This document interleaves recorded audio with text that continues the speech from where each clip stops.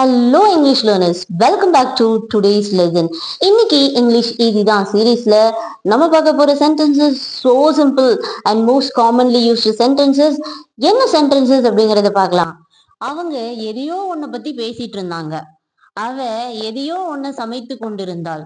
நான் எதையோ ஒன்ன டிவில நேத்து பார்த்துட்டு இருந்தேன். இப்படி எல்லாம் சொல்லுவோம், அப்படிதானே? எதையோ ஒண்ணு அப்படின்னு சொல்லும்போது நான் அந்த வழியா போனேன். அவங்க எதையோ ஒண்ண பத்தி பேசிட்டு இருந்தாங்க. நான் சரியா கேட்கல அப்படின்னு சொல்லுவோம். அவ என்ன பண்ணிட்டு இருக்கா? சமைச்சிட்டு இருக்கா. என்ன சமைச்சிட்டு இருக்கா? என்னத்தையோ ஒண்ண சமைச்சுக்கிட்டு இருக்கா அப்படின்னு சொல்லுவோம்ல. அதாவது அந்த விஷயத்த பத்தி நமக்கு சரியா தெரியாது. ஏதோ ஒண்ணு அப்படின்னு சொல்லுவோம். நான் எதையோ ஒண்ணு டிவில நேத்து பார்த்து கொண்டிருந்தேன். என்ன பார்த்தேன் நேத்து நைட்டு டிவில? அதெல்லாம் எனக்கு தெரியல. எதையோ ஒண்ண நான் பார்த்துட்டு இருந்தேன். அப்படி சொல்லுவோம். நம்ம டெய்லி லைஃப்ல கண்டிப்பா இந்த இந்த எதையோ ஒண்ண யூஸ் பண்ணாம நம்ம சென்டென்ஸ் பேசுனதே கிடையாது. அவ்ளோ பேசுவோம். எதையோ ஒண்ணு சரியா தெரியாத விஷயங்களுக்கு நம்ம இந்த எதையோ ஒண்ண யூஸ் பண்ணுவோம். உங்க பேத்தி என்ன படிச்சிட்டு இருக்காங்க அப்படின்னு கேக்குறாங்கன்னு வைங்களேன். ஒருத்தங்க கிட்ட, அதாவது அவங்களுடைய பாட்டி கிட்ட கேட்கும்போது, அவ எதையோ ஒண்ண படிக்கிறேன்னு சொன்னாங்க. என்ன படிக்கான்னு தெரியல. படிக்கிறா எதையோ ஒண்ண அப்படின்னு சொல்லுவோம்ல. அந்த எதையோ ஒண்ணு இது எப்படிங்க தமிழ்ல சொல்லிட்டோம், இங்கிலீஷ்ல எப்படி சொல்றது? அதுக்குதான் நம்ம ஒரு ஃப்ரேஸ் யூஸ் பண்ண போறோம். அது என்ன ஃப்ரேஸ் அப்படிங்கறத பார்க்கலாமா? Something or other. Something or other is a phrase used to refer to vague or unimportant specific thing. Something or other is a phrase used to refer to a vague or unimportant specific thing. இந்த something or other அப்படிங்கிற இந்த ஃப்ரேஸை நம்ம எங்கே use பண்ணுறோம் அப்படின்னா, refer to a wake அப்படிங்கிற தெளிவில்லாதது, ஒரு விஷயம் தெளிவில்லாமல் இருக்குது. ஆர் அன்இம்பார்ட்டன்ட், முக்கியமில்லாத அந்த ஸ்பெசிஃபிக் திங், சில விஷயங்கள், குறிப்பிட்ட விஷயங்கள் தெளிவில்லாமல் முக்கியமில்லாததை எக்ஸ்பெஷலி சொல்லும்போது எதையோ ஒன்று மறந்துட்டேன். ஓகே, ஸ்பெசிஃபிக்காக எதையோ ஒன்று மறந்துட்டேன், ஏதோ ஒன்று அப்படின்னு நம்ம சொல்லுவோம் இல்லையா? அதில் ஏதாவது தெளிவாக இருக்கா? ஓகேயா? அதில் ஒரு தெளிவின்மையை குறிப்பிடுறப்போ இந்த ஃப்ரேஸை நம்ம யூஸ் பண்ணலாம். எதையோ ஒன்று சொல்ல வந்தேன், மறந்துட்டேன், எதையோ ஒன்று செஞ்சுக்கிட்டு இருக்காங்க, எதையோ ஒன்று பேசிகிட்டு இருக்காங்க. இது எல்லாமே ஒரு விஷயம் தெளிவில்லாமல் இருக்குது, கிளியராக இல்லை இல்லையா? அந்த இடங்களில் இந்த சம்திங் ஆர் அதர் அப்படிங்கிற ஃப்ரேஸை நம்ம யூஸ் பண்ணலாம். ஓகே, சம்திங் ஆர் அதர் இது எங்கெல்லாங்க வரும் அப்படின்னா, இம்ப்ளைஸ் வேக்னஸ். அதாவது இம்ப்ளைஸ் அப்படின்னா மறைமுகமாக சொல்கிறது, வேக்னஸ் அப்படிங்கிறது தெளிவின்மை. ஒரு விஷயத்தில் நமக்கு தெளிவே இல்லை, அதை பற்றின எந்த தெளிவும் இல்லை, ஏதோ ஒன்று எதையோ ஒன்றுன்னு சொல்கிறோம் இல்லையா? ஒரு தெளிவில்லாமல் தானே சொல்கிறோம். அப்போ அது மறைமுகமாக ஒரு தெளிவின்மையை குறிக்குது, அப்படி தானே? Implies weakness. Second one, forgotten detail, மறந்து போன விஷயங்களில் இந்த சம்திங் ஆர் அதரை நம்ம யூஸ் பண்ணுறோம். எதையோ ஒன்று சொல்ல வந்தேன், மறந்துட்டேன் அப்படின்னு சொல்கிறோம் இல்லையா? அப்போது ஃபர்காட்டன் டீட்டெயில்ஸ், அந்த விஷயங்களில் நம்ம என்ன பண்ணுறோம், இந்த சம்திங் ஆர் அதரை நம்ம யூஸ் பண்ணுறோம். அதே மாதிரி இன்ஃபார்மல் எக்ஸ்ப்ரெஷன், ரொம்ப கேஷுவலாக நம்ம பேசுகிற விஷயங்கள் தான் இதெல்லாம். Consider a casual way to speak. பேசுகிறதுக்கான ஒரு இன்ஃபார்மல் அப்படிங்கிறது கேஷுவலாக பேசுகிறது, அதாவது நம்ம பேச்சு வழக்கில் அதுக்குன்னு எந்த ஒரு நடைமுறையில் நம்ம பேசுவோம்ல, அதுதான் நம்ம கேஷுவலாக பேசுகிறது அப்படிம்போம். இந்த இடங்களில் நம்ம இந்த சம்திங் ஆர் அதர் யூஸ் பண்ணி சென்டென்ஸை நம்ம என்ன பண்ணுறோம், பேசுகிறோம். எதையோ ஒன்று அப்படின்னு சொல்கிற இடம் எங்கெல்லாம்? Implies weakness, forgotten details and informal expression. ஓகேயா? புரியுதா? இந்தந்த இடங்கள்லாம் நம்ம என்ன பண்ணுறோம், சம்திங் ஆர் அதர் யூஸ் பண்ணி சொல்கிறோம், பேசுகிறோம். சரியா? ஓகே, ஃபர்ஸ்ட் சென்டென்ஸ் பாருங்க. அவங்க எதையோ ஒன்ன பத்தி பேசிட்டு இருந்தாங்க. ஐ மீன் இது நம்ம ஸ்லாங்னா பேசிட்டு இருந்தாங்க அப்படின்னு சொல்லுவோம். பேசிக்கொண்டு இருந்தார்கள். இதோட இது பேசிக்கொண்டு இருந்தார்கள். என்ன டென்ஸ் புரியுதா, தெரியுதா? பேசிக்கொண்டு இருந்தார்கள் அப்படிங்கும்போது பாஸ்ட் கண்டினியூவஸ் டென்ஸ்ல இருக்கு. Past continuous tense. இப்போ பேசுறது அப்படிங்கிறதுக்கு தேவா டாக்னு போட்டுக்கலாம், டாக். ஓகேயா? அப்போ பேசிக்கொண்டு இருந்தார்கள் அப்படின்னா டாக்கிங். ஓகே, இந்த இடத்துல சப்ஜெக்ட் அப்படிங்கிறது தே மென்ஷன் பண்ணுது. அவங்க, தே, அவர்கள். அப்படிங்கிறத நம்ம அவங்க அப்படிம்போம். இப்ப அவங்க பேசிட்டு இருந்தாங்க. வேர் டாக்கிங். தே வேர் டாக்கிங். ஓகேயா, தே வேர் டாக்கிங். பற்றி அப்படிங்கும்போது அபவுட். நம்ம இந்த எதையோ ஒண்ணு அப்படிங்கிறதுக்கு நம்ம என்ன யூஸ் பண்ண போறோம்? Something or other. Something or other. என்ன யூஸ் பண்ண போறோம்? Something or other. இந்த எதையோ ஒண்ணு அப்படிங்கிறதுக்கு சம்திங் ஆர் அதர். அப்ப சென்டென்ஸ் எப்படி வரும் சொல்லுங்களேன். தே முதல்ல சப்ஜெக்ட் கொண்டு வாங்க. தே அடுத்து verb என்ன? வேர் டாக்கிங். தே வேர் டாக்கிங். அடுத்து அபவுட் கொண்டு வாங்க. they were talking about. லாஸ்டா நீங்க இந்த சம்திங் ஆர் அதர் கொண்டு வரணும். they were talking about something or other. they were talking about something or other. அவங்க எதையோ ஒன்ன பத்தி பேசிட்டு இருந்தாங்க. they were talking about something or other. அவங்க எதையோ ஒன்ன பத்தி பேசிட்டு இருந்தாங்க. அவர்கள் எதையோ ஒன்றை பற்றி பேசிக்கொண்டு இருந்தார்கள். they were talking about something or other. அந்த எதையோ ஒண்ணு அப்படிங்கிறதுக்கு நம்ம சம்திங் ஆர் அதர் யூஸ் பண்றோம். they were talking about something or other. they were talking about something or other அப்படின்னா அவங்க எதையோ ஒன்ன பத்தி பேசிட்டு இருந்தாங்க அப்படிங்கிறது தான் இதோட என்னது மீனிங். ஓகேயா, got it, understand? shall we move to the next sentence? அவள் எதையோ ஒன்ன சமைத்து கொண்டு இருக்கிறாள். எதையோ ஒன்று அப்படிங்கிறதுக்கு தான் நம்ம எதையோ ஒன்ன. ஓகேயா, எதையோ ஒன்ன சமைத்து கொண்டிருக்கிறாள். இது என்ன டென்ஸ்? முதல்ல அவளுக்கு என்ன இங்கிலீஷ்? சி. அவள் சமைத்து கொண்டிருக்கிறாள் அப்படிங்கிறதுக்கு என்ன? இது என்ன tense? Present continuous tense. Present continuous tense இல்லையா? சமைக்கிறதுக்கு இங்கிலீஷ்ல குக்கு. அப்போ கண்டினியூவஸ் வரும்போது ஐஎன்ஜி சேர்ப்போம். அவள் அப்படிங்கிறது அவள் சமைத்து கொண்டிருக்கிறாள் இஸ். ஓகே, எதையோ ஒண்ணு அப்படிங்கிறதுக்கு உங்களுக்கு தெரியும் something or other. Something or other. அப்ப சென்டென்ஸ் எப்படி வரும்னு சொல்லுங்க. She is cooking. Very good. Next என்ன? She is cooking something or other. She is cooking something or other. எப்படி வந்திருக்கு sentence? She is cooking something or other அப்படின்னா அவ எதையோ ஒன்ன சமைச்சிட்டு இருக்கா. முதல்ல சப்ஜெக்ட், அடுத்து verb, அடுத்து சம்திங் ஆர் அதர் கொண்டு வந்திருக்கும்.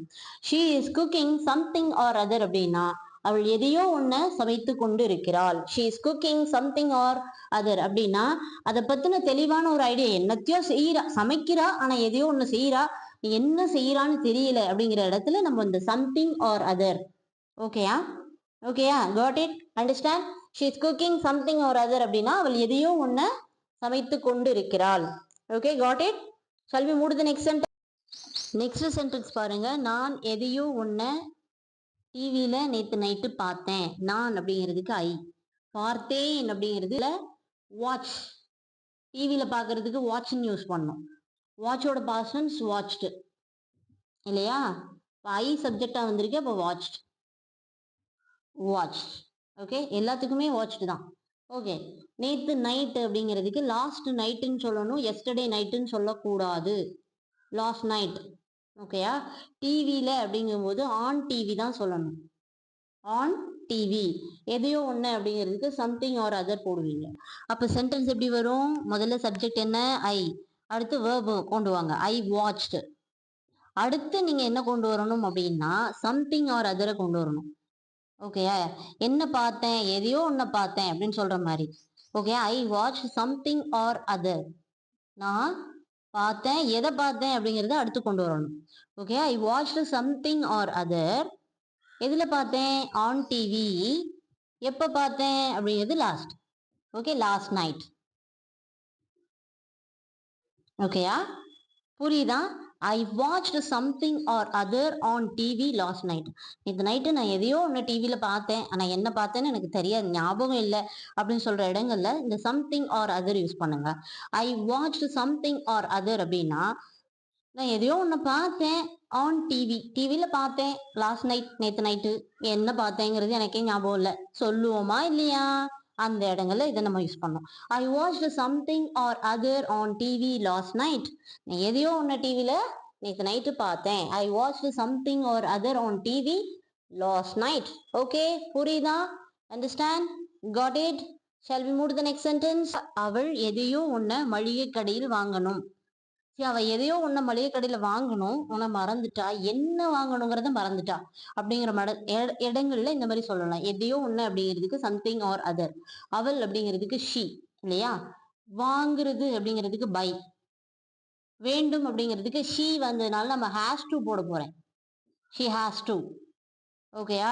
ஹாவ் டு வந்து எங்க போடணும், ஹேஸ் டு எங்க போடணும்னு உங்களுக்கு நல்லாவே தெரியும்ல. அவன் அவள் அது வரும் இடங்கள்ல ஹேஸ் டு வேண்டும்னு மென்ஷன் பண்றதுக்கு. எதையோ ஒண்ணு அப்படிங்கிறதுக்கு சம்திங் ஆர் அதர். இந்த மளிகை கடை அப்படிங்கிறதுக்கு குரோசரி ஸ்டோர்.